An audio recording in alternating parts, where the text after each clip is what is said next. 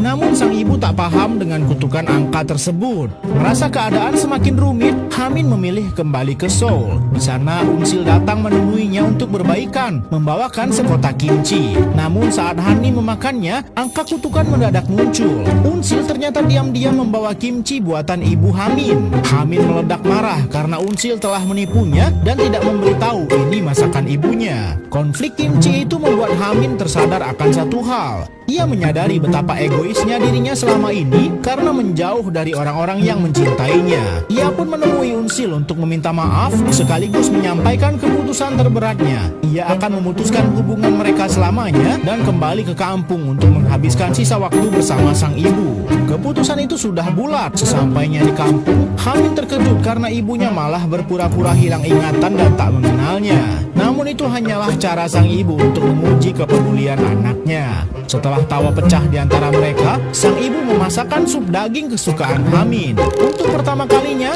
Hamin makan dengan lahap sambil menangis haru. Tak peduli lagi pada angka yang terus berkurang. Ia merasa bernostalgia, menikmati usapan lembut ibunya seperti saat ia masih kecil.